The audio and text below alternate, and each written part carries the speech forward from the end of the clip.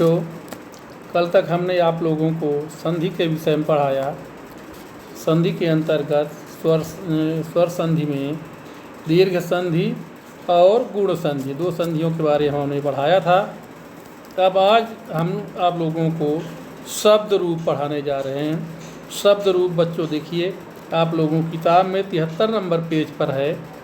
संस्कृत पीयूषम की किताब में 73 नंबर पेज में दाहिनी तरफ है, सबसे नीचे।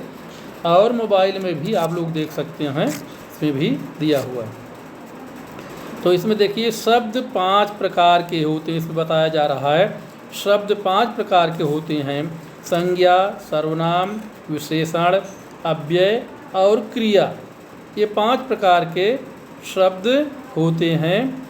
और संज्ञाएं 6 प्रकार की होती हैं। ये बच्चों सब जो शब्द हैं, ये संज्ञा, सर्वनाम, विशेषण, अव्यय, क्रिया, ये सब तुम्हारी किताब में दिया हुआ है। और आगे संज्ञाएं 6 प्रकार की होती हैं। संज्ञाएं 6 प्रकार की होती हैं, इसमें दे रहा है। पहली संज्ञा है स्वरांत, अजंत, पुल्लिंग। स्वर से जिस शब्द का अंत हो रहा हो और अजंत, आज इसके अंत में हो, आज धन अंत, यानी जिस शब्द के अंत में ह्रस्व हो और पुल्लिंग का शब्द हो, वह अजंत पुल्लिंग कहलाता है। जैसे आप लोग देखिए अपनी किताब में, जैसे नर है, नर है, ये आकारांत पुल्लिंग है। नर, र में ह्रस्व आ छिपा हुआ है। या जैसे बालक, राम, इस तरह के शब्द होते हैं, इनमें छोटा आ यानी ह्रस्व आ छिपा हुआ है। जैसे और आगे देखिए अपनी किताब में, तो सर्व, जैसे सर्व है, ये सर्वनाम है। सर्व, इसमें भी व में ह्रस्व आ छिपा हुआ है। तो इस प्रकार से जिस शब्द का अंत स्वर से हो रहा, स्वरांत का मतलब जिस शब्द का अंत स्वर से हो रहा हो, और जिस शब्द के अंत में आ हो, ह्रस्व आ हो, और वो पुल्लिंग हो, तो उसका रूप ऐसे चलता है जैसे नरह, नरव, नराह, नरम, नरो, नराह, या सर्वा, सर्वो, सर्वा, इस तरह से रूप चलता है। और दूसरा है स्वरांत, अजंत, पुल्लिंग, जिसके अंत में स्वर हो। स्वरांत का मतलब अंत में स्वर हो, और अजंत यानी अंत में, उस शब्द के अंत में आ हो यानी ह्रस्व आ हो, और स्त्रीलिंग का शब्द हो, वो स्वरांत स्त्रीलिंग कहा जाता है। जैसे सर्व शब्द का स्त्रीलिंग का सर्वा, सर्वे, सर्वाह, ऐसे रूप चलता है। ये उसका है स्वरांत, अजंत, स्त्रीलिंग। और फिर तीसरा है स्वरांत, अजंत, नपुंसक लिंग, जिसके अंत में स्वरांत माने जिसके अंत में स्वर हो, और अजंत माने जिसके अंत में आ हो, ह्रस्व हो, और नपुंसक लिंग का शब्द हो। जैसे सर्व शब्द का नपुंसक लिंग में रूप चलता है सर्वम, सर्वे, सर्वाणी, सर्वम, सर्वे, सर्वाणी, और फिर उसके बाद तृतीया विभक्ति से पुल्लिंग के समान रूप चलने लगता है। और अगला देखिए, चौथा है हलंत, व्यंजनांत, पुल्लिंग। हलंत यानी ऐसा शब्द जिसके अंत में हलंत हो, और व्यंजनांत यानी शब्द के अंत में व्यंजन भी हो और पुल्लिंग हो, तो वो कहलाता है व्यंजनांत पुल्लिंग। जैसे किम, किम शब्द जो है वो पुल्लिंग है। किम, किम में माँ के नीचे हलंत लगा हुआ है, इसलिए ये व्यंजनांत, ये व्यंजनांत है।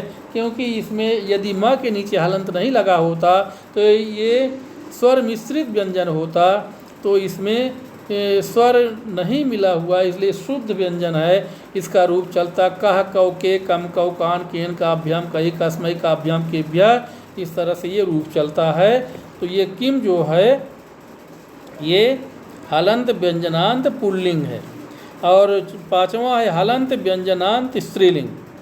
तो यानी शब्द के अंत में हलंत हो, और शब्द के अंत में व्यंजन भी हो, और स्त्रीलिंग हो, तो उसका रूप ऐसे चलता है स्त्रीलिंग में किम। जैसे स्त्रीलिंग में का, के, का, काम, के, का, यही किम का पुल्लिंग में कह कौ के कम कौ कान चलता है, स्त्रीलिंग में का के का कम काम के का ऐसे रूप चल रहा है। और अगला है अंतिम छठवां है हलंत, यानी जिस शब्द के अंत में हलंत हो, व्यंजनांत यानी व्यंजन अंत में हो, और नपुंसक लिंग का रूप हो। तो जैसे किम शब्द का नपुंसक लिंग में चलता किम के कहानी, किम के कहानी, और शेष सभी रूप जो हैं वो पुल्लिंग के समान चलते हैं। और जैसे अस्मद है, अस्मद द के नीचे इसमें हलंत है, ये भी व्यंजनांत पुल्लिंग है। तो इसका रूप अहम, आवाम, वयम, वाम, आवाम, अस्मान, मया, अभ्यम, अस्माभि रूप चलता है। जैसे युष्मद है, इसमें भी